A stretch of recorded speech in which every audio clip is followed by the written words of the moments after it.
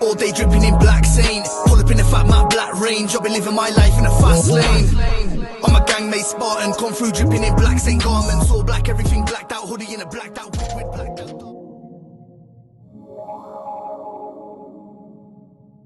So I thought, I wonder what it looks like if I Google myself. So I did, and here it come up: author, actor, and it even mentioned gangster. But I've said before, I'm not a gangster, not far from it. And kids 13, 14, 15, even adults disappearing. Do you know what I mean? So there is unsolved crimes. There's unsolved murders. And that's just which way life is. It frightens me to death because when my kids play out, only 52, he got killed in Jesmond. There's been a couple of unsolved murders, a lot more than you think in Newcastle in the northeast. But thinking about Lee and Viv and that, I thought, these guys went to the gym all the time, and if somebody can kill them, if you've upset somebody, you know, and these people can be killed, what's the point of me going to the gym and working out and bump? 14 years old, and we're on the streets. We're talking to these kids that are in gangs. They're from broken families. At 14 years old, they're giving us their knives. You know what I mean? And they're not just knives, mate. They're swords. You know, and they're quick to. They'd rather pull out a knife and stab you than punch you in the face. So he said those years ago when John, Stephen and Mike was in prison, doing 37 years between them, he looked at me in the eyes, son, I didn't want that for you, son, please, I didn't want you doing that. Please, I didn't want to go to visit you in prison, blah, blah, blah. Which, that kind of, and the fact that my cousin had been shot and killed in the big market, that kind of, that's the road I could have took, but I jumped back onto the straight and narrow, Paul, if you know what I mean. I didn't want to go down there. New York, you want to go to New York? You know, your hair's too short, you don't know what you're talking about. Come on, Paulie, please. Jamie, Paulie. You're breaking my balls. Breaking balls. Vicky's over there. Vicky. Forget about it. Vicky, forget about it. Bring a coffee over here. Bring it over here.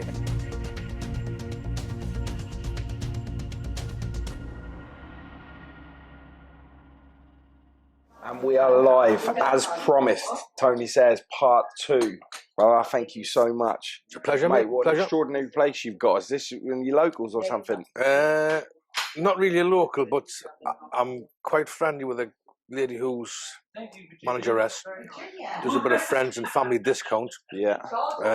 So I like to invite people because it's a fantastic hotel, one of the best in town, if not the best in town. I think it's got a lively atmosphere. I think you've just walked out the door there and seen Tim Healy on his way out the door. I did. I got a picture of him as well. Got a quick photograph with the guy. Yeah, nice fella. Yeah, I mean, God, I'm here in a shorts and a t-shirt, and you're in the shadows of the Newcastle itself. That's the Newcastle there, where it's been there for 900 years. I don't know why they call it new. It's been there for 900 years, but there was a wooden castle before that got burned down. The Romans built the castle, Anglo-Saxons, and that's been there since 1069 or something. So a better part of Newcastle you couldn't wish to be in. So guys, my viewers have seen the last one done with you and your uncle. Yeah. And it absolutely was a storm, mate. Yeah. And I know that we said that we was doing a part 2, but people have been going mental and they want this part 2. So here we are today. There was a lot of subjects we didn't really touch on yesterday. That's right, yeah. Certain ones we did and certain ones we didn't. Yeah, but the thing is, what we did get on there is we got on there the history of the Syers, which is obviously something that you don't get to express a lot around there unless people Google you and that. So it was nice to get that side of you. Yeah. People want to know more. They want to know more about, you know, the other side of the Syers, your association with some of the biggest names, not just in the northeast, but around everywhere. Can you touch on some of this, if that's all right? I think the people that know, I know you'll always get people who say, they're twats, or they're this, or they're that, they're drug. Them people don't even know her, if I'm being honest. If they actually got to know her, and meet with it, find out that, they're not, you know, there's a many time I've went out of a pub or a club, sat and talked to somebody, I just introduced myself as Tony, because I never use my second name, if I'm being perfectly honest, unless I really, really have to. I was out a few weeks ago talking to a couple of lovely ladies from up Ponteland, and I just told my name was Tony. When I told my second name at the end of the conversation, they were shocked. They were drug dealers, murderers, gang members, bloody blah, which isn't true. I mean, you read a lot of stuff in the newspapers that isn't true. What is it when you do Google your name? No, there is a lot of you like. You know, when I googled and we started talking about some your great granddad and stuff, Yeah. I saw boxing legends. You know what I That's mean? true. That's true. And then of course there's obviously some people who are a bit waverly, Yeah. you know, and that stuff does come up. How does Yeah. that make you feel? Like I say, it's not a lot of it's true, if I'm being honest. I mean, a good friend of mine, Italian guy, he Googled himself, you know, and he's about your stamp and your build. But when he Googled himself, this big 6'5" Yeah. Italian porn star came up. So I thought, I wonder what it looks like if I Google myself. So I did. And here it come up, author, actor, and it even mentioned gangster. But I've said before, I'm not a gangster, not far from it. Maybe, I think that word is a very loose word that Yeah. people use, just a terminology. I always feel as if, Paul, Hollywood. I always feel that your Robert De Niro's, your Joe Pesci's, and God rest your soul, that Ray Liotta who just passed away yesterday. No, I was If them get an acting role in a movie, they want to know how to act like a gangster, I don't know, or they act how these people act. Well, unfortunately, we just act like that anyway. You know, Yeah. if we go somewhere, it's hello, bloody blah. I mean, you seen yesterday we drove along the road yesterday, the taxi driver stopped us in the road, stuck his hand out the window, says, Tony, what a lovely guy, bloody, you happen to be in the car with Jamie. That wasn't the only that hello was- you got, no, though. no, That no, it people wasn't. was No, bibbing mate. you, No, and I just feel as if you've been nice to people and you get nice back. I think on YouTube, Paul, there's so much negativity. He said, she said, he's a cunt, he's a cunt. You know, it's just all negative. Most of it's all lies and crap. And it's nice to come on and talk about the truth, if I'm being honest. But back to, like, noted names in Newcastle. Unfortunately, there's a lot of murders get committed, mate. I was watching something yesterday on TV about kids going missing. A lot of kids going missing, just completely vanish off the face of the earth. They were doing something on the news about they're going to make these 3D missing persons things where they actually bring that person's photograph to life. oh wow, It looked fantastic. really, I Very haven't seen that. heartbreaking. I'll Have a look at it. But it was heartbreaking for the parents to look up this big screen and see their child actually looking and blinking, and kids 13, 14, 15, even adults disappearing. Do you know what I mean? So there is unsolved crimes. There's unsolved murders. And that's just which way life is. It frightens me to death because when my kids play out, I get a bit scared. So make sure you tell them where you're going. I want to know where you are. Thing is, we know the dangers of the world, so when we're doing that, they're Yeah. thinking that, Yeah. oh God, get off my case! I'm Yeah. just going out with my friends, you I know. met, I was a friend of Lee Duffy's years ago, and Lee come out of the prison. Lee had finished the 4.5 year, and me and my cousin went down to see him in Middlesbrough. Bunged him a few quid, and Lee was like just fresh out the nick. And I used to watch this kid. He used to spar and box, and I mean, I could sit to Lee. And people see he was a liberty taker, I was a bully. I never found that. I'm speaking as a fine Paul. I could sit there and have a bit crack like me and you were talking now. When I put the pads on one day and he started doing a bit of boxing, oh wow, this guy's powerful. I'd hate to get whiskered on the chin by one of these. And then you look at people like Viv Graham, God rest his soul, the same thing. Nobody could beat these guys. They were unbeatable as far as I was concerned. Mhm. Tough guys, real tough men.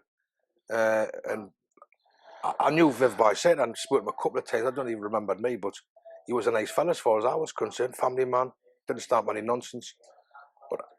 But the death of these people, another unsolved crime was Peter Gowland, a good friend of mine. He got killed. I'm saying good friend of mine. I knew of him.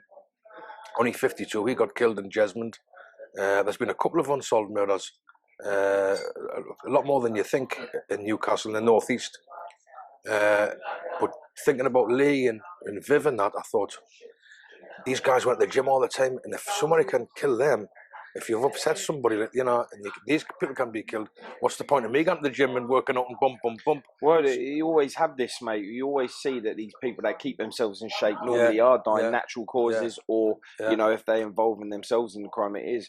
I think a lot of things when it comes with power from the streets, which you create yourself a name, is if someone's going to come chin you, if you've got a name, they're not just coming to have a little scrap with you. They're going to have to level you out. I always feel, Paul, that if someone's big and like a monster built kid that is going to come and kill you, it's always a little guy who takes a knife.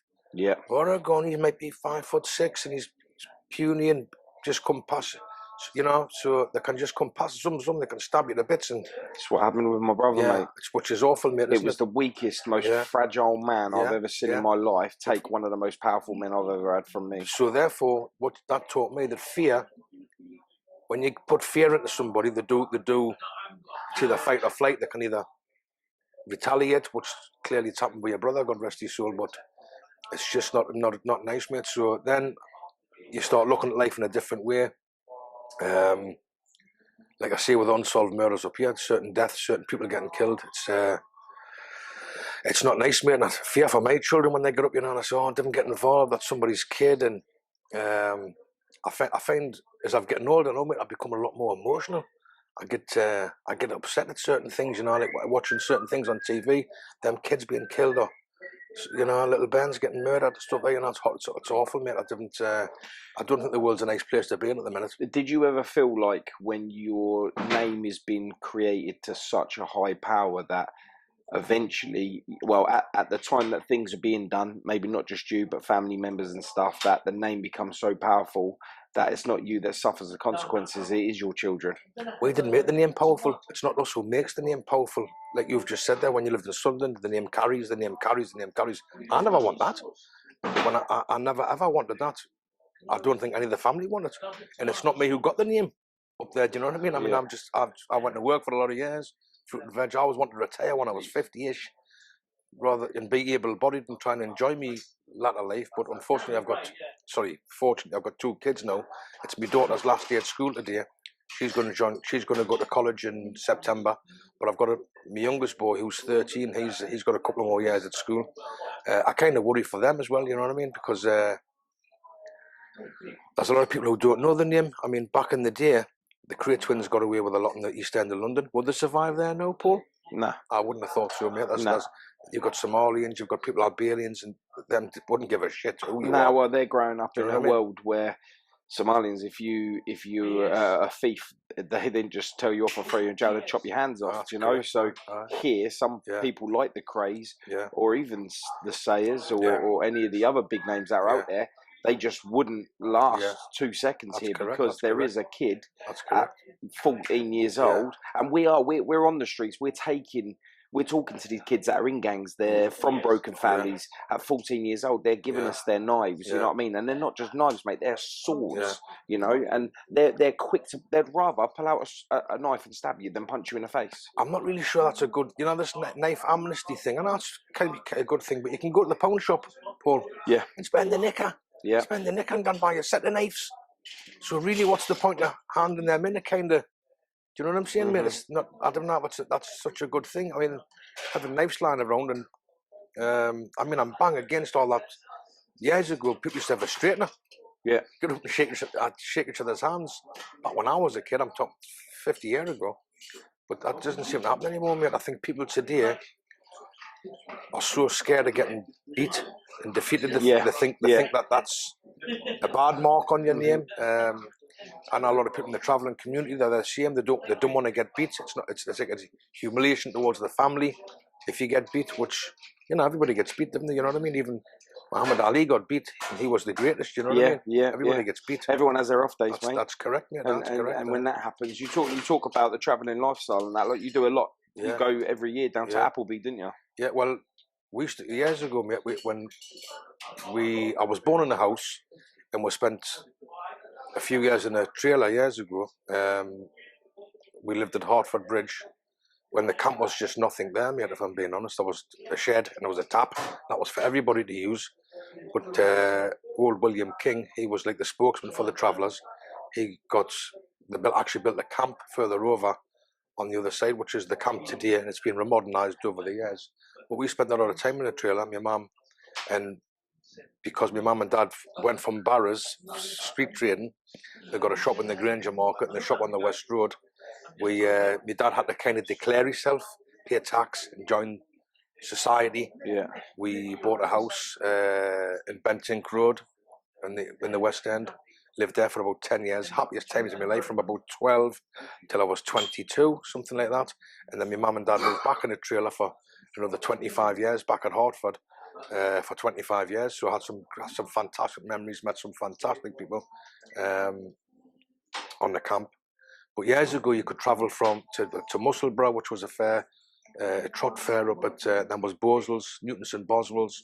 There was lots of fairs back then, mate, and slowly but surely, they've all just been chopped, and all been closed down. So I think the only remaining fair is basically Appleby. You used to go to York Races, that was a great fair as well. Doncaster was a great fair.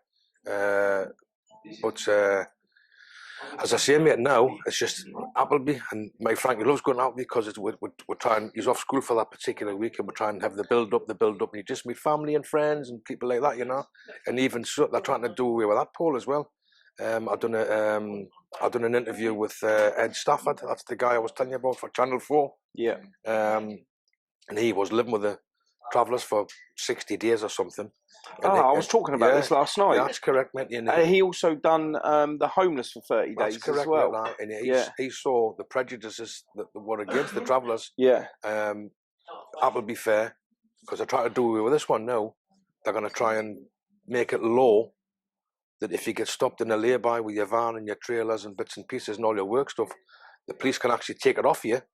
You know, that's taking away your van, which is your work business, and leaving you actually destitute on the street, you know, with your children, you know what I mean? So it's not a good thing, mate, if I'm being honest, but it's Appleby Fair. Now I said that as well. I remember the saying to him that in fact I got edited out of the programme, but I wasn't even in it. But at the time I remember saying to him, if this was a Pakistani fair or a Muslim fair, and they closed all the pubs in the town, because that's what they do. They close all the pubs, the cafes and everything when the travellers come for that week or that weekend. If it was a Muslim fair, they would say, well, that was racist, wouldn't it? Yeah. So, but because they're white and the travellers, I know you get a nods. There's a big stigma there's a certain few that do work themselves. And the people complain because there's mess and there's noise and they can't get parked, they're inconvenienced. But I live next to St James's Park, Paul. And now every fortnight when Newcastle play at home, if I take my car away, I can't park my car in that car park. I'm inconvenienced. Is there no trouble at football matches? There's a certain sector. If people at football matches will kick off, put windows out, get drunk, work themselves. Do they cancel the football? Do they want to cancel the football? No. Is there mess left on the streets? Yeah. Am I inconvenienced? Yeah. Do you know what I mean? So 100%. I know a fair amount of travellers, and I've got nothing but love and respect for the boys. You know. Yeah, but there'll be a certain section who they drink too much. They can't hold their liquor, and no different from football gorgeous, fans. No different. It's 100%, mate. 100%. But like I say, there's certain bars in town get smashed up. They just it's just tolerated. It always has been. Do you know what I mean? Yeah. So what do you do? Yeah. So going from all these people you know and the name that has been created around you, you haven't done any prison time. No. You probably, thank God. Yeah.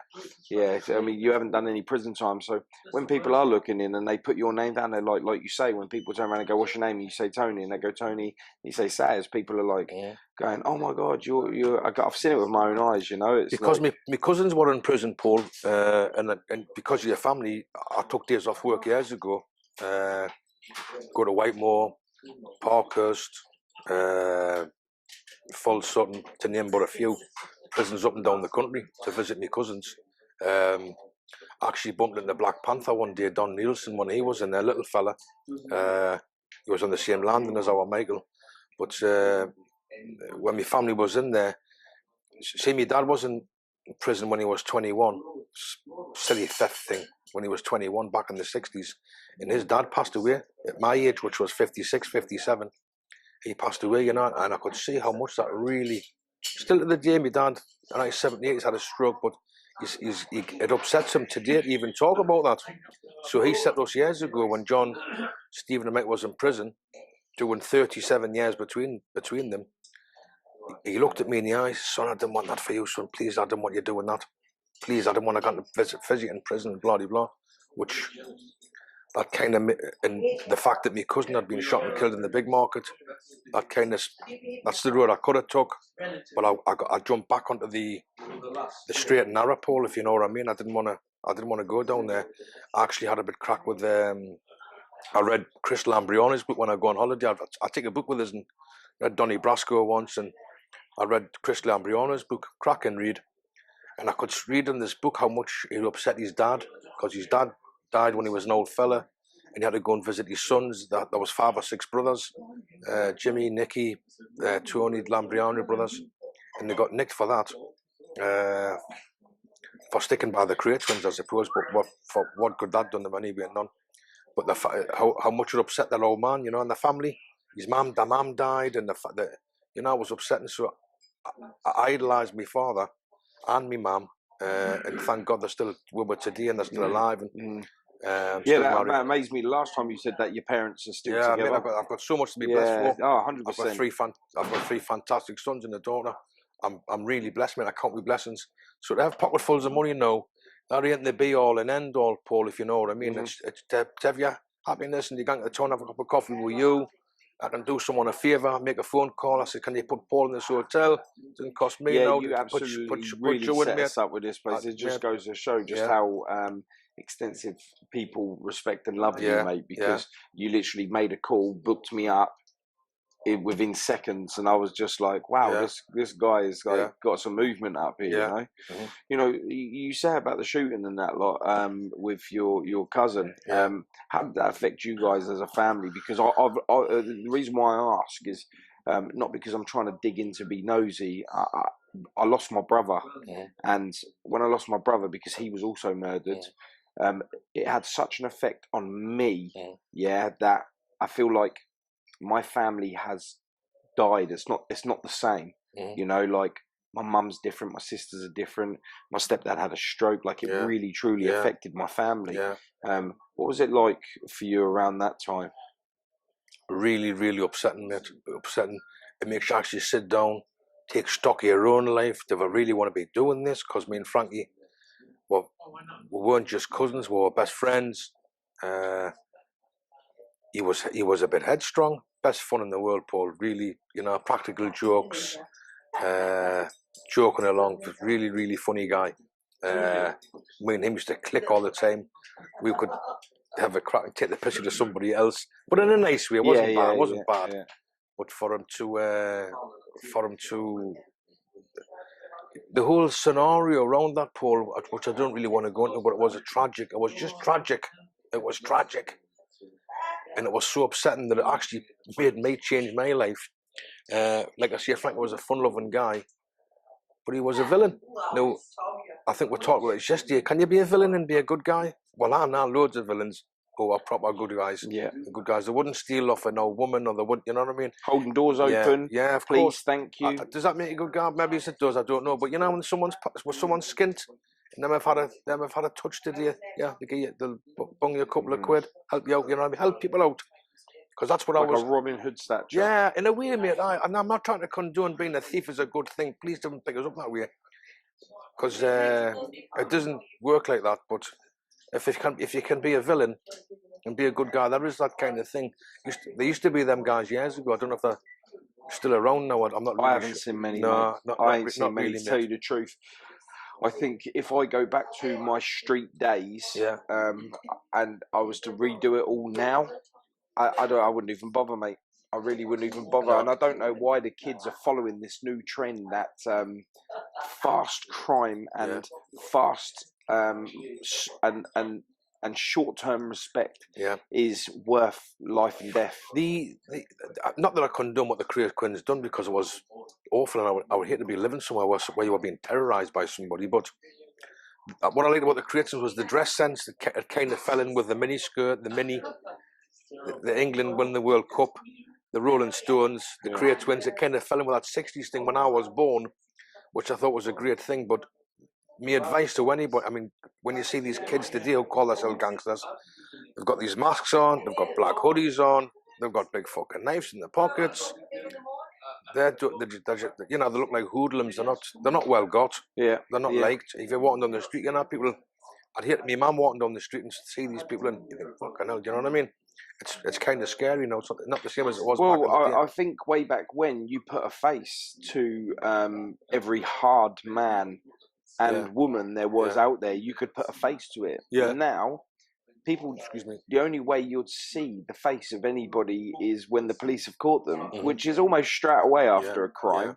You know, at least way back when, real villains, real criminals, real hard men, foot soldiers would show you the respect. It wouldn't get you from behind. It would be like in the car park now. Do you know, you'll have your fight, you'll shake your hand, you'll go in, probably be best friends. You know, and that was a lot of what it was when I was young fighting. A lot of people that I had fights with on the streets, I ended up becoming friends with. You know, is because you've earned the respect, then, haven't you? That's that kind of the respect thing. You don't fuck them about. But when I was a child, my uncle Frankie, who was my dad's older brother, who was a featherweight boxer, he was what I would class as a gangster. Him and my uncle George Shotton was another one as well. There's a photograph on. I've got my telephone when I sat with Joe Louis, the heavyweight boxer, when he come to Newcastle, and that was through the career twins that he actually come to Newcastle. But he was what I would call like a bit of a gangster back in the day, but a lovely fella. Wise guy, and he used to tell me a story when he was in prison. He used to get tobacco in for Frankie Fraser. So he mentioned all these names to me when I was a kid, because I think Uncle Frankie got a seven stretch years ago, and getting a 7 year, even getting a 5, Paul, back in the day, 5 year, that was a big fucking sentence, mate. That was a big sentence. No, they dish 5s out like candy. And prison back then, kids wouldn't even last it today. Slopping out and things. It made 3 men in the cell having a piss and a shite in the bucket in the corner. Mate, the smell must have been atrocious. Yeah. You know what I mean? Make a cockle. But no, I mean, we talked this yesterday. You've got TVs, you've got telephones, you go on toilet to flush. You know what I mean? So I suppose it's improved for the better, I suppose. But I still wanted to go there. I was talking about a pal of mine a few weeks ago. He's just getting out of prison. He went, this guy, seriously, mate, was a career criminal. He's a little bit younger than me. Career criminal, thief, dipper. You know what a dipper is? It's pickpocket. Yeah. Anyway, he was. He says, "I'm not going back in there anymore." He says, "It's just all on space. Space. Everyone's off their nuts." He says, "It's a scary place." And that was the fellow who could handle a bit of jail back in the day. He says, "I finished with that now." So even he's went and got a job. Do you know what I mean? Yeah. So my advice to anybody, seriously, my 2 kids have got jobs. My daughter leaves school today. She's going to go to college. I want her to get a job. But let me just pull that mic up a little bit more, just so it's be a little bit louder when you talk, if you can. It's possibly the end of an era, really, because I think education, that's the most important thing anyone can have, education. Yeah, I think way back when to them, I didn't believe in education and stuff. Yeah. I ended up thankfully having a talent that took me throughout my career, and that was basically drawing on skin. So I tattoo. But if they would have told me way back when at school that my job was mostly science and mathematics, like maths. Yeah. I wouldn't have believed them. And then when you do it, you think to yourself, "Cool, I think I would have needed that a bit." You know, I try and explain this to my kids all the time. And I grew up in a family that didn't matter about. It was all about respect. It was all about being tough. Something that I installed into my children not to do now. I'm breaking the cycle, and I'm doing that with my children because I want them to have a completely different life to the way that, not the way I was brought up, because I enjoyed the way I was brought up. I think my mum was incredible. She done amazing with us. My dad had nothing to do with us, so he has no part in to play with the way that we was brought up. It was tough. Yeah. You know, it was tough, way tougher than what we've got with our kids. You know, our kids don't even have a clue compared to how we was brought up, right? I hated school, Paul. I hated primary school. I wanted to go home. I didn't like it. Absolutely hated it. And when I went to upper school, I hated upper school as well. It's in Cuthbert's on the West Road, which was a grammar school, quite a good school. I hated it. Couldn't wait. Sting went there. Anton Deck went there. Laurie McManamy went there. Lots of famous people. Neil Tennant. The singer, yeah, Neil Tennant. He had the same. Mr. Noon. Mr. Noon was his teacher, and he was my teacher also. Oh, wow. He was older than me, but I remember you mentioned to me that he was also his teacher. So I hated school, but looking back at school now, good vibes over there, mate. Good vibes. Looking back, mate, was the best times of my life. Best. Yeah, of course, and it's the same with anything, man. And you must realise this, yeah, that we take so much for granted trying to grow up that when we grow up, we just want to go backwards, back to where it was when we was fun and youthful, but with the knowledge that we have as an adult. Yeah. Because I'll tell you what, man, if I knew back then what I know now, yeah, wow. You know, and you try and install this into your children, and they're like, they think that, oh, Dad, you don't know, you don't know. Like, it's not like it used to be when you was kids. And I was like, wait until you get older, you will see. You will see. It's much more violent now, I think, in a way where death is at the finger. Death is at the finger now. Yeah, in a bad way, definitely. Yeah, because it was violent when we were younger, but we use these. We can come back from these. We're here today to tell the story. Kids now, they're not using these. They're quick to pull out knives that are like the length of a leg and stick it all the way through you. Yeah. And serve 20 years and come out being like 30s. Yeah, definitely. What's that about? How many people get stabbed in London per year? Paul, it's absolutely shocking. The statistics are unreal, and mate. Gangs, postcode gangs, what's that about? Postcode gangs, it's absolutely fucking shocking, mate. Postcode, because of where you live. I'm sure if them postcode gangs were in the nick together in a foreign country, they'd be the best of friends. Yeah. Do you know what I'm saying? You go, oh, mate, you want an ally? Come here, you're my pal. I spoke to a known criminal, a really good guy. He's called Lewis Clark. I've done a podcast with him, and he was part of a street gang, and the people that they were shooting and they were fighting and they lost lives, friends from either side. He ended up serving big prison sentence. He was in prison with the people from the opposite gangs. When they started talking, because they were serving long times together, they was like, he liked them, he got on with them, they were friends. So it's amazing that you can actually get on with someone, but a simple few letters and a couple of numbers make a massive difference to whether you survive in that neighbourhood or not. Is it not too late then, Paul, you're doing a 10 stretch now? Can we not met outside and talked outside? You know what I mean? Instead of this violence, hate, which I think there's too much hate going on now, especially especially on YouTube, where they're having a pop at each other and blah. This one hates that one. I mean, you were there with the 3D Fake Club. That's where we first met, Paul. All them guys were beating the shit out of each other because he said, she said, he said, all she internet said. beef, and it was all shit. It was all shit. Oh, mate, half of them they weren't fighters, they weren't boxers, but they've got a Rick. He's got a Rick with him. He's got a Rick with him. Let's have a straight now. You become a bit of a laughing stock, really, because people laugh and say, "Oh, he wasn't worth two bob. He wasn't worth the shit." You know what I'm saying, mate? Yeah. So, where does that get you?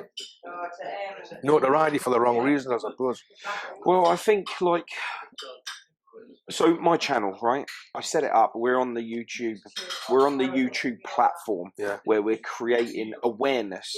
But a lot of people use the channel to gain notoriety, to gain fame, to gain strength, gain numbers. It's all about the likes, the subscriptions, the this and that.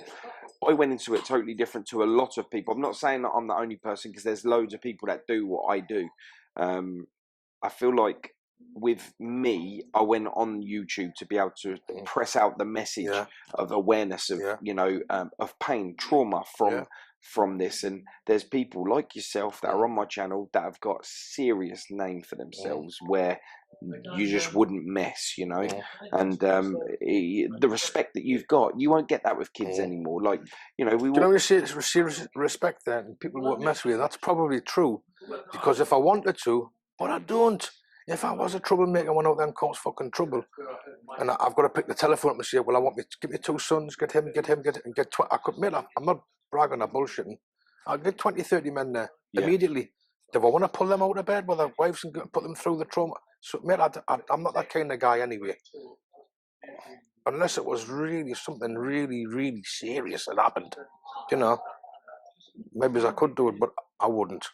I won't. I don't want to go down an avenue. I'm nearer 60 than 50. Do you know what I'm saying, Paul? I should be having grandparents soon, and I'm just happy. When my kids are happy, I'm happy, mate. If my kids are upset, then I get upset. Had a little incident a few weeks ago where my son got robbed in the park, mate. I just wouldn't let it lie. My son's only 13. These guys were fucking 15, 16 years of age, robbed my son, threatened they were going to stab him. Mate, I went fucking ballistic. I didn't mind saying that, but I went ballistic. Anybody hurts my children, mate, I'm going to do me fucking nut, mate. But I'm pleased it got resolved. apologies, and he got his money back and blah, blah, blah. They know exactly who my boy is now. They wouldn't fucking dare leave. You know what I mean? I'm just pleased about that. But like I say, mate, it's not like it was years ago, Paul. It's just it's not good. My Frankie's only little, you know. And I find a lot of these other kids who are 15 and 16, they're the size of me and you. Yeah. Which, you know, You should see the size of my nephews. Yeah. My nephews tower over me. My twins were 3 pound bone, that size. Mate, they're 6'2" now. They're built like, you know, they're big lads, you know. They got in the gym all the time.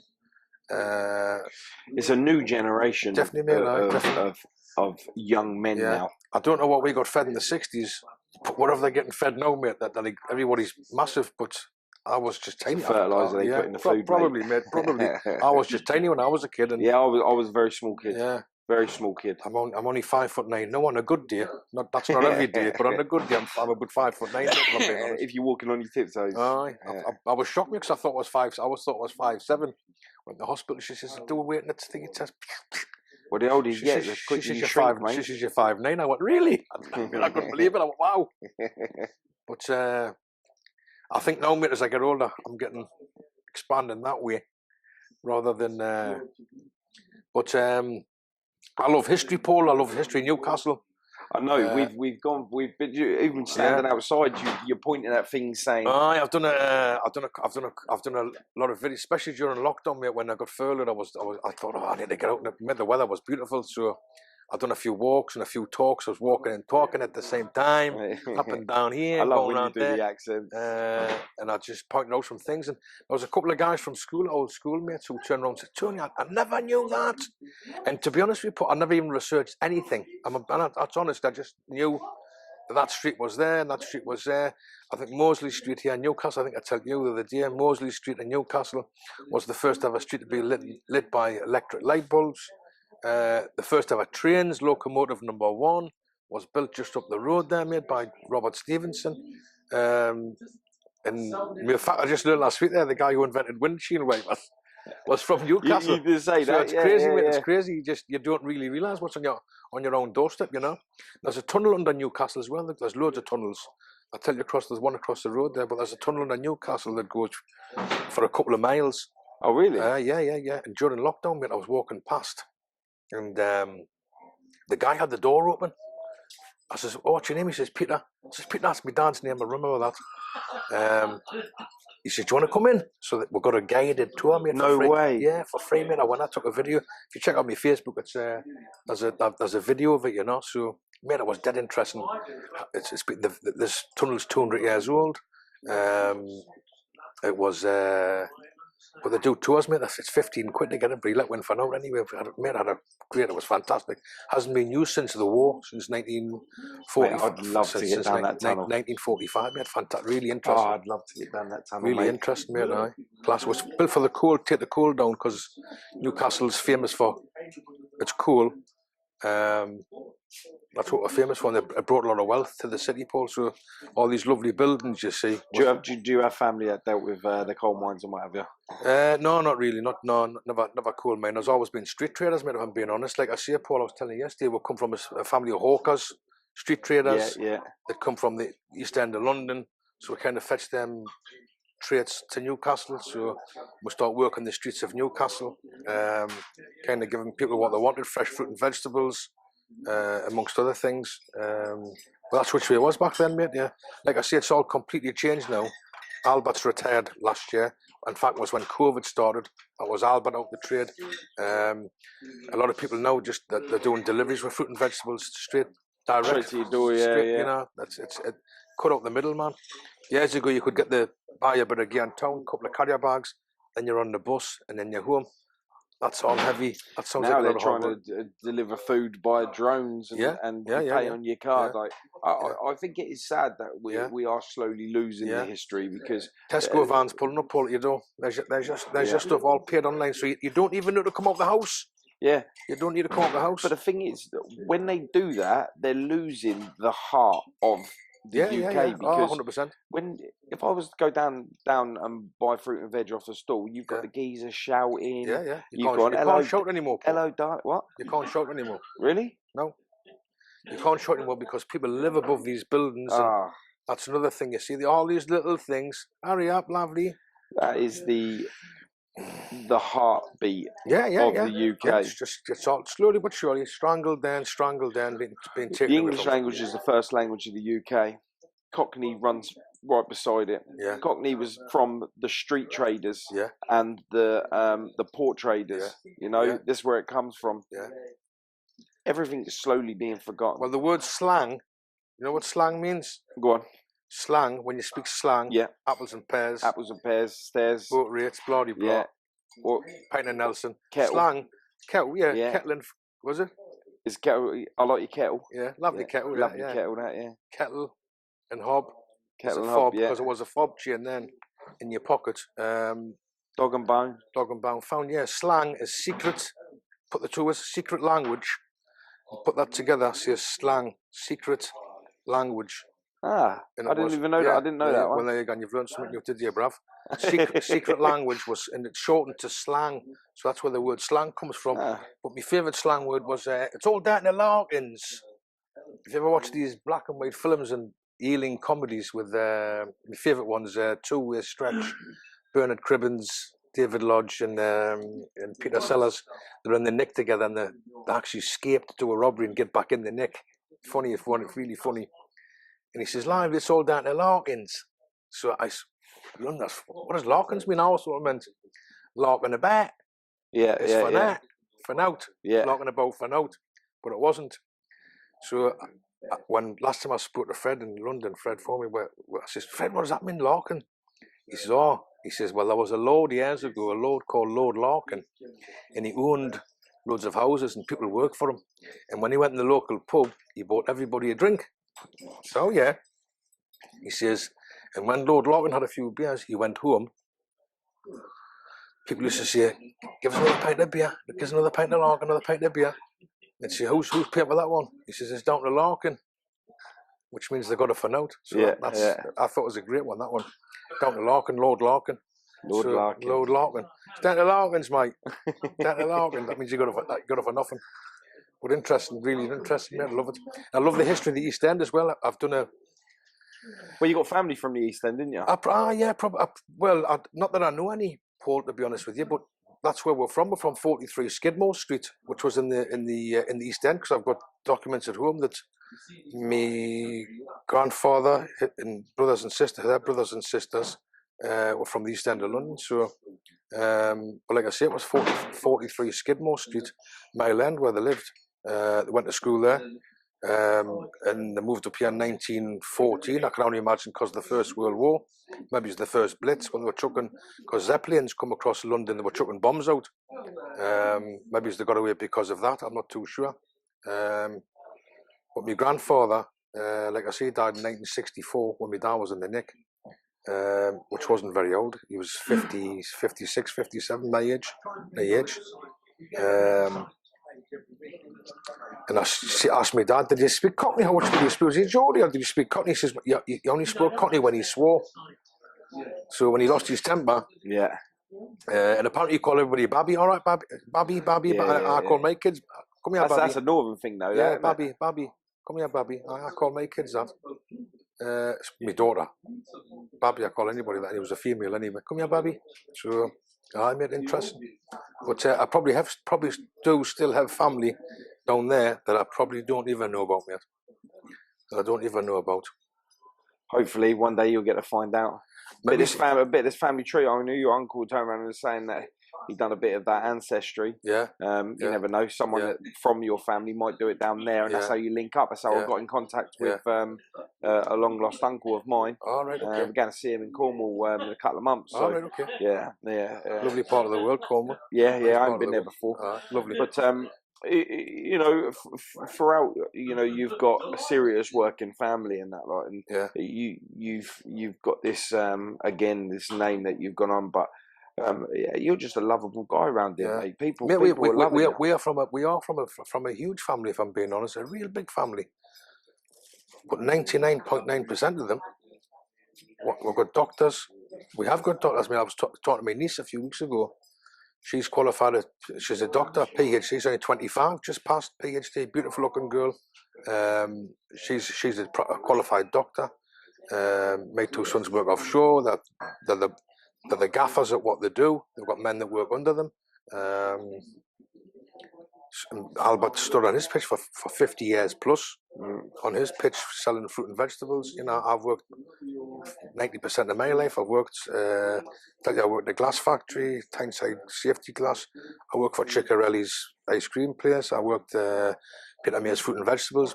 Plus, my dad had his own shops. I've done lots of work with my mum and dad. And I find that being a hard worker, mate, you appreciate your money more. You don't waste it. You don't spend it on drugs or shit, or you know what I mean.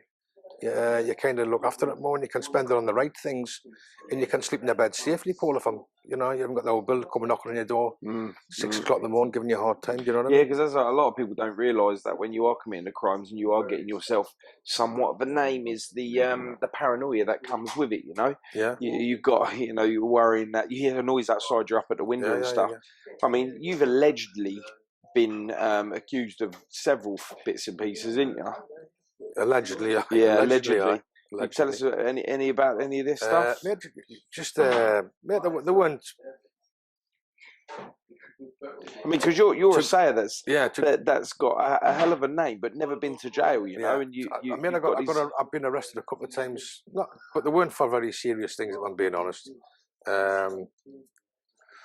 We used to go to the jump up years ago. I don't know if you know about the jump up. The jump up was like you would wait for vans coming. Then once when the back doors was open, you'd jump in and get yourself a couple of boxes and shut the van doors. And sometimes they would drive when they never even reported. Do you know what I mean? But that was when I was young, 18, 19, 20.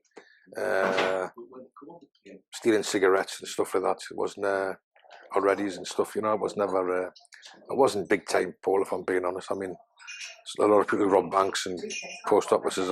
That wasn't my cup of tea, if I'm being honest, mate. I would kind of treat it like a bit of a game. And even when we were kids, like street urchins as kids, I'll tell you the other day, we used to get these tomato trays, because my father used to have all the empty boxes of tomatoes, and you put one inside the other one.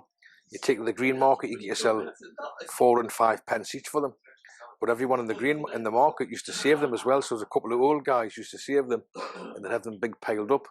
So we used to sneak in and pinch all his tomato trays and go and cash them in, you know what I mean? Get yourself a tenner, get yourself a 5 or a tenner, mate. But it was looking back at what they were the best of times, if I'm being honest. Never done anybody any harm, really. It was always a bit of cat and mouse, if I'm being honest.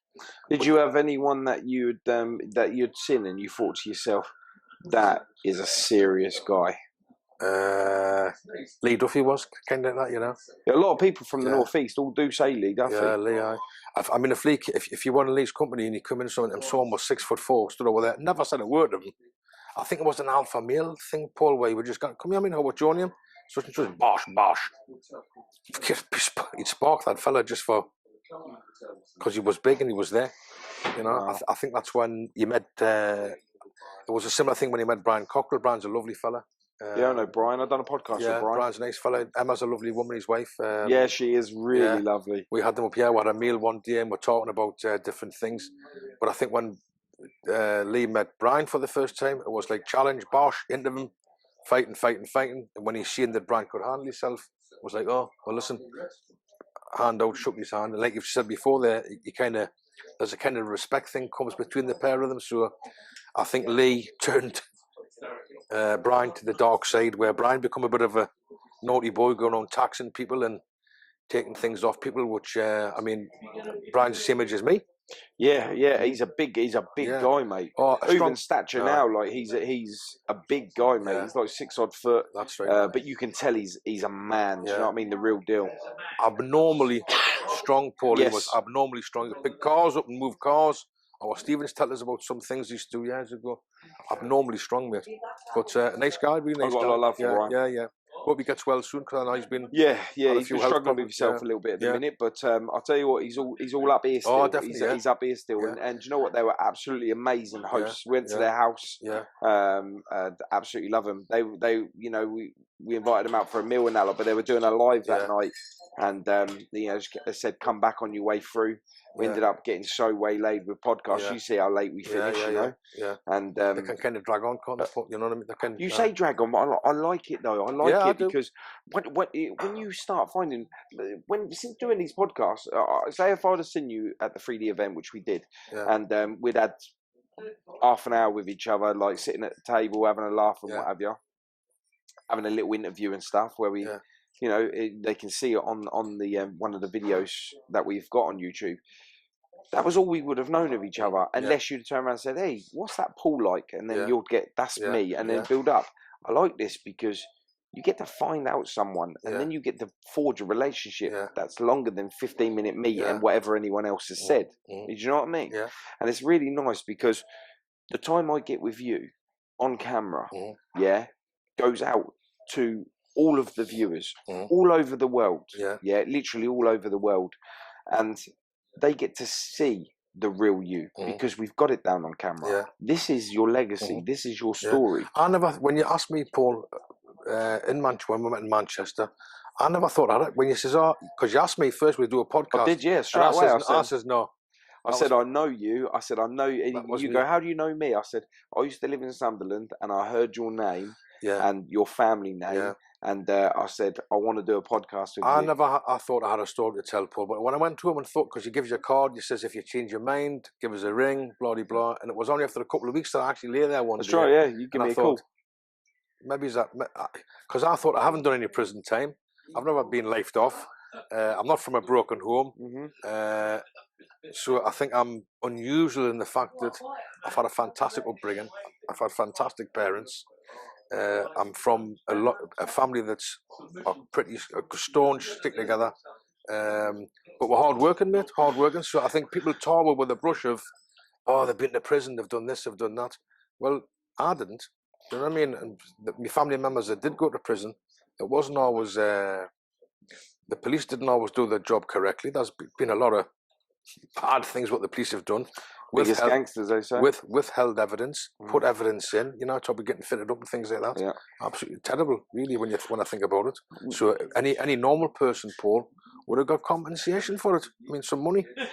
Syers didn't get any compensation. If they did, it was peanuts, buttons. It was an occupation. But the police tried to have my cousins lifed off for things that they didn't actually do. I mean, our John's been accused of some terrible things, but he didn't do. What things had he been accused of? John had been accused of a rape. That when the police had come, the girl had says he had tattoos and he was baldy. Anyway, the police nicked our John. John hasn't got tattoos. John isn't baldy. Still got remanded for it. Still got remanded. You believe that? Remanded for 6 weeks. And I think it's just to put a slur, like a black mark on your name. Do you know what I mean? So you get these clowns on who doesn't like it or doesn't like our John. Nick for rape and all that. Mate, it wasn't true, mate. It wasn't even him, man. It wasn't true. But they still have a pop, and I think the police just want to put a bad mark against your name. So, like I say, when I was up a few weeks ago, I talked to these two ladies. You tell them your name, and they're going, "Syers, oh really? Rapists and drug dealers." No. If you know the truth, they're not like that, man. Thing is, the internet is prime example. It is the biggest bullies because as soon as someone puts one thing out there, it could be anything. Like the terminology "nonce" is being thrown around so freely, so easy that when you call someone a nonce now, it's no longer a bad thing. It's just like, "Oh, shut up, you nonce," and you're like, how can you use that term loosely? That's a serious. Well, the word cunt was the same, wasn't it? Yeah. What about you can't? What are you talking about? You called someone a cunt years ago was a bad thing, but now it's been getting twirled to, it's unreal. A term of endearment. And the new slang is just shortening words and talking like, "Yeah, bruv, get me, fam," and all that. Well, that's what you see. All these kids know who class themselves as gangsters, Paul. Gangsters. It's in it, bruv. You know what I mean? Bruv, in it, bruv. And I just, why can't you speak English? Why do you speak with this patois, this horrible. I think it's sickly horrible. I don't like it. But and anybody speaks like, oh, bravo, oh, fuck off. Trousers coming off their arse and hanging down there. Yeah. Yeah. Do you know the real terminology behind that? Go on. In America, if you're in prison and you wear your trousers below your ass, it says that you're game for. Oh, right. And this is what a lot of kids are they're not seeing. Tossing the salad. Yeah. Tossing the salad. Is that what they call it, isn't it? Yeah. Toss your salad. Yeah. Yeah. And you see this stuff and I think to myself, I wonder if they know the real reason why you do that. Yeah. And would they pull their trousers up if they did? I think it's a horrible look. Yeah. Drain pipes. Yeah. Awful. Yeah. Awful. You always dress super smart, mate. Super dapper all the time. The reason I mate, that's very rare I wear jeans, but very rare. Because being fetched up as a child, my father always wore suits. My Uncle Frankie, all the lads, all the family, everybody wore suits. Waistcoats, mufflers, top coats. Yeah. So being fetched up like that when I was 16, 17 years of age, I saved up some money, went to Marcus Price, I bought a suit, a Paul Smith suit, that was 225 quid back then, mate. And I just loved having a suit on and feeling, it made you feel important, that you were going somewhere, do you know what I mean? But always had suits, always wore suits. Do you reckon that's why a lot of things where people see you and they see that you're all suited up, same as your uncle, he was dressed up super smart the last time I saw him, that adds to that mafia status. Not like I say, it's not a word I tend to use. Call what family, mafia. It's just family. What family? Yeah. And if you want to put that in Italian, it's la famiglia. So we are family. We're family, but mafia is not that. I don't think that's the right terminology. Gangsters, even gangster. I don't think that's the right terminology neither. You have you up here. Do you have a rivalry up here through your last name? With who? Other families? Possibly, yeah. Yeah, definitely. There's other families who they become well. Is that the right word? Jealous of? I think jealousy is one of them things that's become so often now that like no one wants to see someone do well. Yeah. So if they see you're doing smart, and we normally get on with most families. Yeah. Because the Syers family are not just the only family in Newcastle who've got a bit of a rep. There's other families as well. You know what I mean? Yeah. But sometimes one or two of them get a bit jealous of something he's done, and sometimes not that bothers me. Like I don't really get myself involved in any. So it's not like how it is. Like you've got the whole America. You've got the 5 families, and you've got all that other families that have got names that they've pulled together to that's create organised. one big unity. That's organised crime, Paul. Where listen, we can get a few quid here. You run that district. You run that district. We're from the West End, and there's been 3 or 4, 5 families in the West End for years and years and years, but we've always getting on with them, if I'm being honest. Maybe something's a bit of a rivalry sometimes, but that's a good thing, not a bad thing, I suppose. But we've always coexisted, Paul, so do you know what I mean? Yeah. I think it's absolutely amazing. I love the North East. I kind of wish I still lived up here. Yeah. I went back down south to start a new life for helping my brother and that lot. Just be able to get out of the lifestyle and just push forward. Unfortunately for me, it didn't work out, and now if you buy a house down south, and you spend 100 grand. What do you get for 100 grand, mate? Not a lot. Nah. You can't get yourself maybe a 1 or 2 bedroom flat up here. You know what I mean? For the same kind of dough. Yeah. So that's maybe why a lot of people make the move from south to north. I think it's the people are a lot nicer up north though. Yeah, I think so, definitely. Yeah, we've got a bit more time for you. Hello, yes, or hello, yes. Yeah, I find that as well. And I think northern people, they tend to look after themselves a lot more as well. Yeah, I do. I think when you go down south, you don't have a set. Everyone wants to wear, like you say, balaclavas, hoodies, and all this lot, and tracksuits and what have you. I see up here. I mean, we're sitting in this place. There is a lot of smart people in here just because of the place it is. It's very upmarket, a bit of you for sure. But I just find that everything is just better up here. I've sat here a few times and I've had a few whiskies because they do some fantastic whiskies behind there. Oh yeah. But my son come and stayed with his girlfriend a few weeks ago. You are a big whiskey drinker, aren't you? Yeah, you do like yeah, whiskey. I like whiskey. Yeah, I didn't notice that in your house. Yeah, so I like you've got a table of whiskies, yeah, isn't I like a whiskey. I like Irish whiskey, Scotch whiskey, any whiskey. But a lot of people. If I do, I give it. There's a friend of mine who had a bad back, and I give him some CBD oil for his bad back a few months ago. He got us a bottle of whiskey. Another guy, I done a little favour for him. It wasn't, it's not a big favour, but there's a bottle of whiskey for you, and I finished up with a table full of whiskies. a table full of bottles of whiskies in the house, mate. But I got into a habit, Paul, when I was on lockdown, having a couple of whiskies every night, and I've realised I'm doing a half a bottle per night, and then not even getting. I didn't really feel that pissed, if I'm being honest, but to go to bed and having a good night's sleep. And after 3-4 months of this, you didn't realise, but you become a bit alcohol dependent. So when you stop it, I go, oh, white elephants, pink elephants, you're not sleeping properly. So I'm trying to wean myself back off it again, so that's why they're lying there at the moment,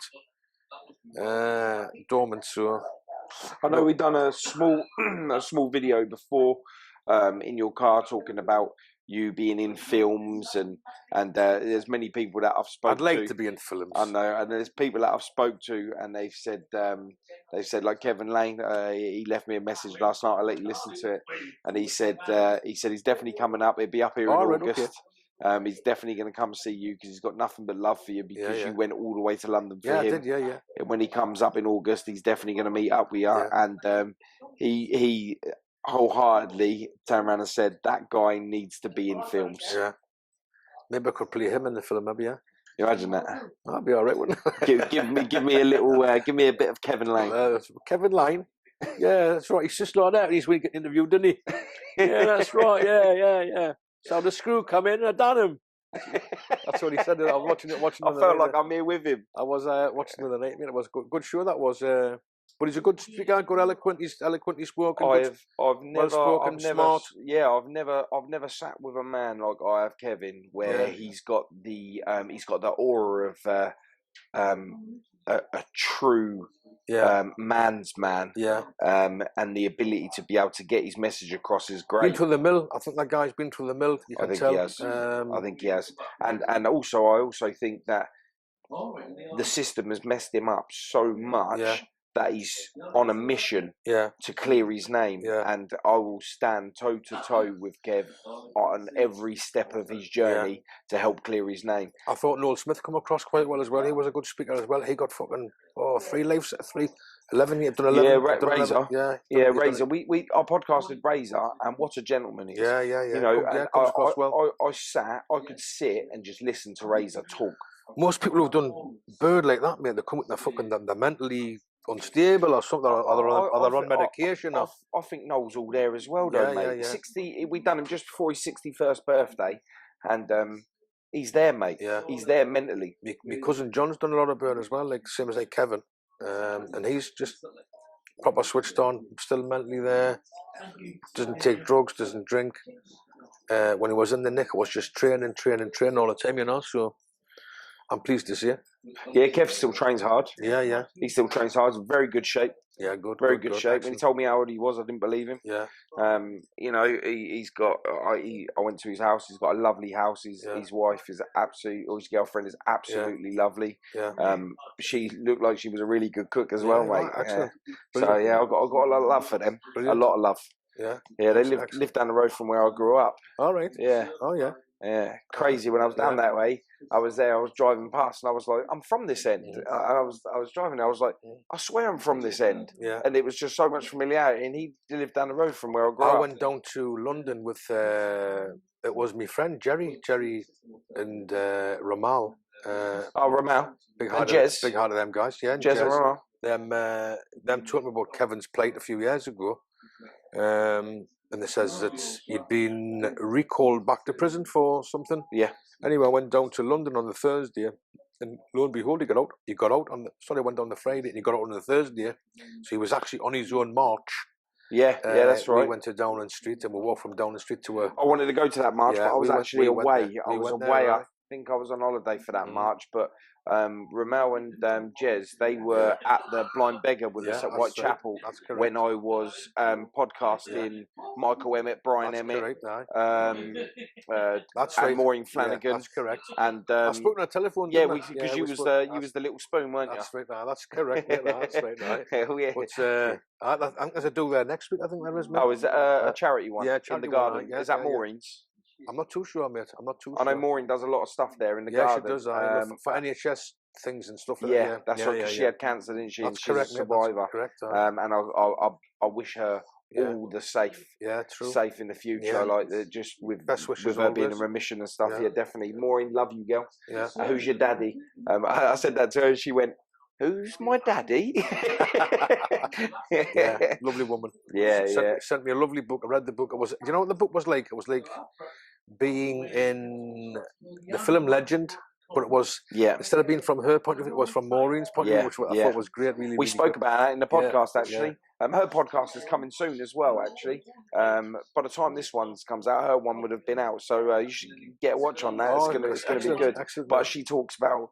I didn't realise how many TV shows and everything she'd been in, and lots, all the Carry On films, and lots, and when she sits there and she's in her, she's 82, was it 82? 81, 82. 82? Yeah. I think she's something like that. Oh, she looks lovely. Absolutely. And what a stunner when she was younger. Oh, 100%. Yeah. Like me. Yeah, I love Maureen. She's a good girl.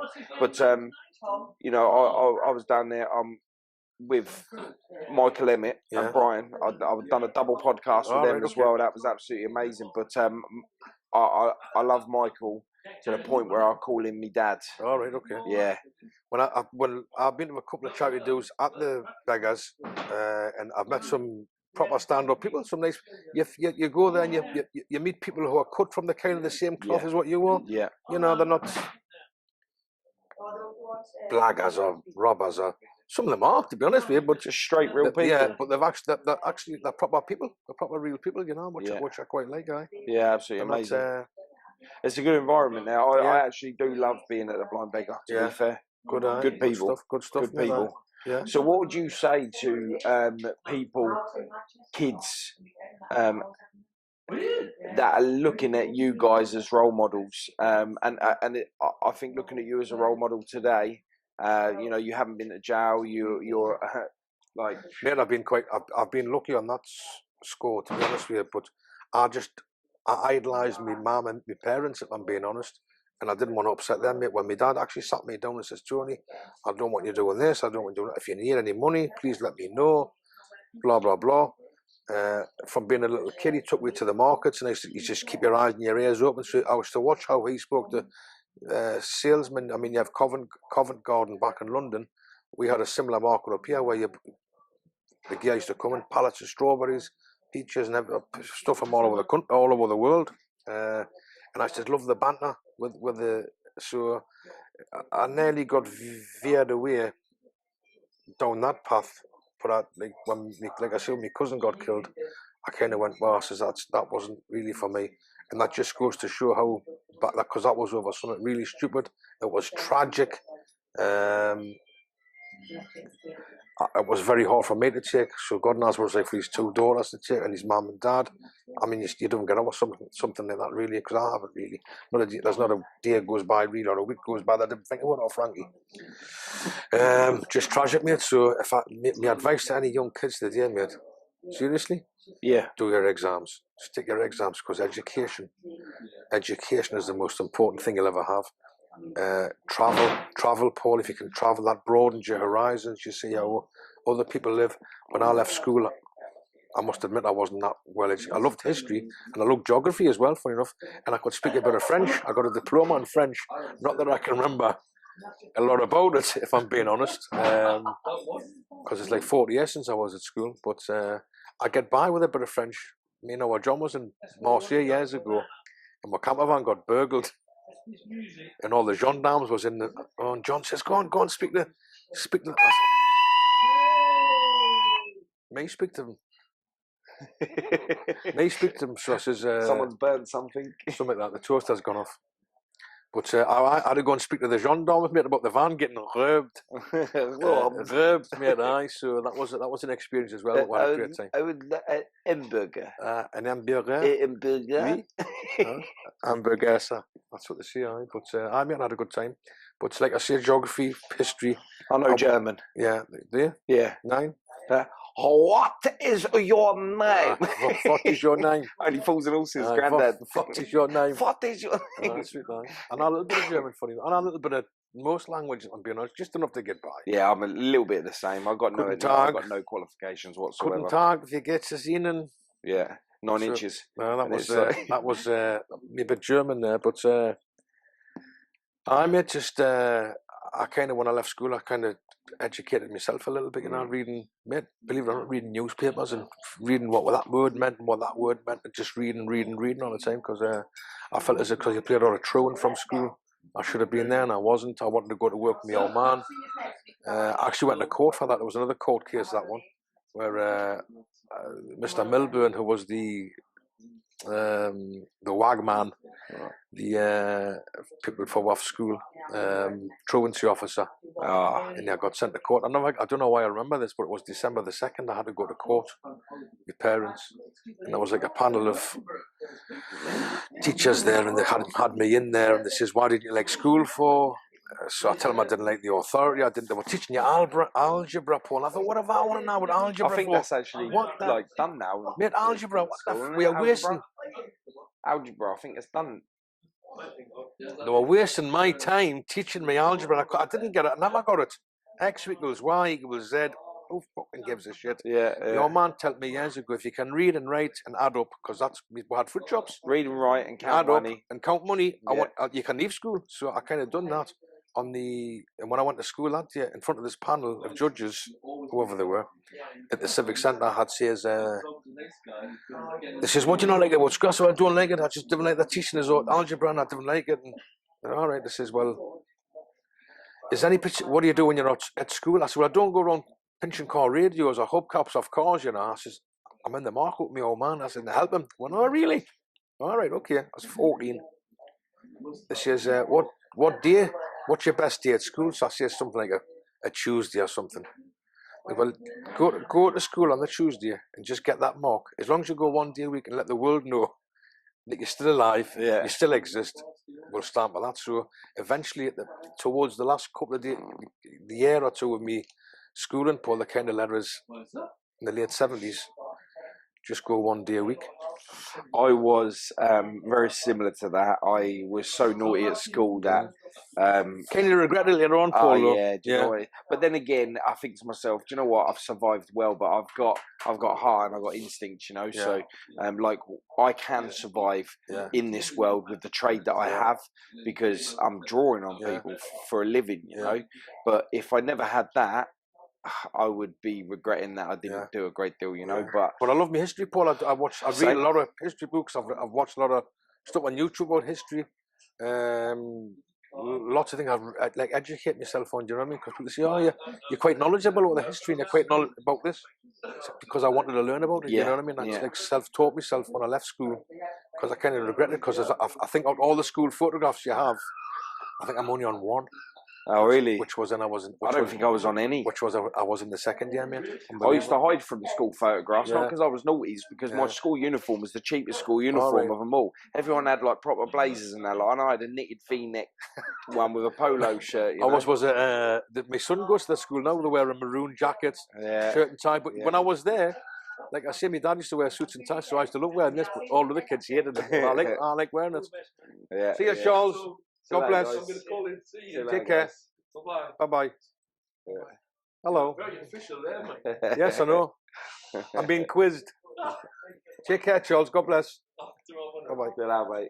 He's a piano player, that guy.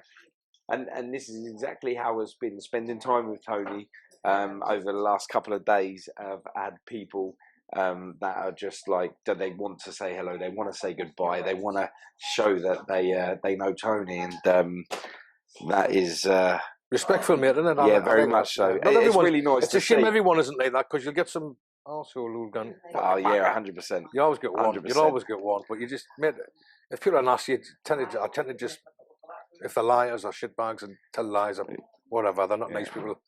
They just get the sidelined straight away, mate. Simple as that, mate. That's which way it is. But been a fantastic chat again, Paul. Again, mate, it's been absolutely amazing. Mate, I really lovely. appreciate you've done this for us again. Yeah. And my viewers absolutely love you. Yeah. From the time that I put the first picture up. Yeah. To then going on my lives and saying that we're coming up to see you, they've absolutely loved it. So I really appreciate you doing this. And thanks for the message for the kids, telling them to stay in school and that. The whole point of my just going back to how when you said about I didn't feel like I had a story. For me, I see the respect that you had from people. I saw that you, when you told me, you spoke to me a little bit. I felt like you do have a story, and I think I never thought I did, Paul. What you don't understand I don't think what you understand is the likability factor of you is absolutely massive. And for me and my channel, I represent a message out there that sends off to the kids that you don't have to be full on. Carry a knife, commit criminal offences and that to gain respect. You can do that out of being nice. I think it starts at, Paul, I think when they start smoking skunk, they think, skunk, then they start taking fucking tablets or blues and Valiums and things and crap like that, mate. I just, it's poison, you're going to kill yourself, poison yourself. It's a waste of a life. It's a waste of a life when there's so much to be seen and so much to do. I try to have a lot of holidays lately, mate, and I'm going to tell you how, not that they're expensive holidays. I can get some flights to Tenerife for like 50 quid. I think the cheapest one I got once, my girlfriend at the time, she got a flight for $6.99. And she was in Tenerife and I went over to see her and I fetched her bag. You can't even jump on a bus from here to the other side of town for $6.99. No, but you can't buy a packet of cigarettes for $6.99, mate. There you go. The McDonald's meal for $6.99. My girlfriend finds holidays for 20 grand. I think I need your ex-girlfriend. Well, my mum and dad, them used to get cruises that were 1,200 quid per person. They were just a threer. Your mum would book that med cruise for like 600 quid for the two of them. Do you know what I mean? So it can be done, mate. It can be done. I'm gonna have to come up here and start booking holidays. It can be done. We've got an international airport on our doorstep. Newcastle Airport, so you can always nip away somewhere, mate. So there you go. Tony Syers, a face of Newcastle, is saying to you guys, stay in school, get travelled. You 100%. Can do it. It's cheap, $6.99. He's gone to another country. 100%. Listen, guys, I don't think what you realise is that these people are speaking from experience. Tony is definitely speaking from experience, from a long line of family members that have been in jail, that have committed crimes, even been murdered themselves, like my brother. And I think you need to listen to the advice that every single person I have on my channel is giving you guys. And if you don't see the message is clear. Don't commit crimes, stay out of trouble, live your life, because you don't realise how short it is. Stop being tomorrow men, start living for today. You don't realise, Paul, when like your brother gets killed, your brother gets stabbed, God bless him. The person that did that, he's caused so much pain and anguish to his family. Ripple effect. We drop a pebble in the water, mate, that ripple effect goes... Yeah, you've seen the guy I was with at the 3D photo. He was the one that talked to me about the ripple effect, and I was like, do you know what? It's absolutely right. And it does make you think. But I think with this, I think people need to stop waiting until serious trauma happens before they open their eyes. Because when you do start to live your life after you've lost someone, it's not as fun as if you was to do that before you lost someone.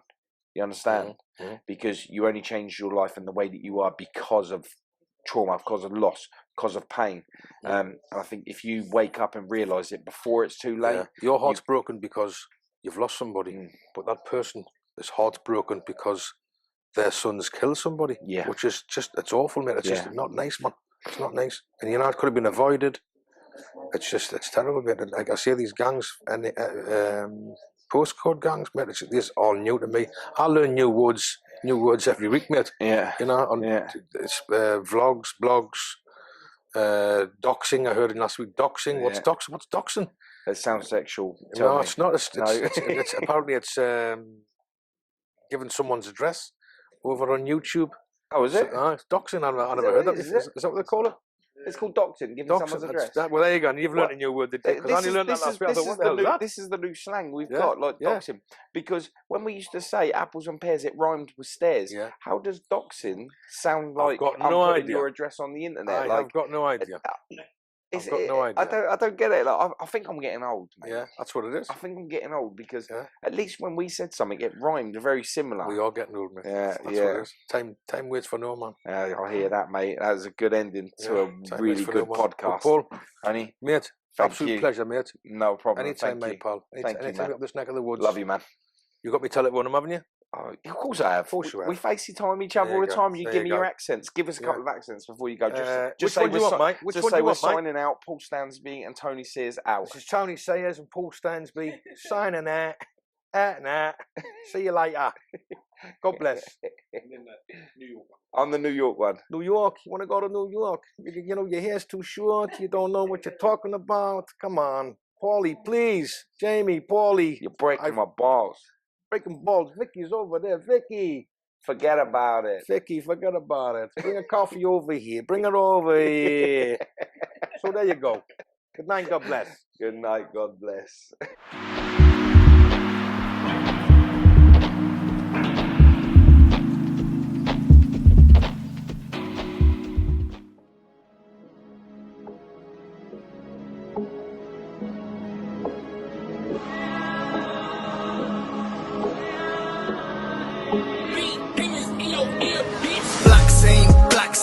All day dripping in black scene. Pull up in the fat matte black range. I've been living my life in a fast lane. I'm a gang mate Spartan. Come through dripping in black Saint garments. All black, everything blacked out. Hoodie in a blacked out whip with blacked out.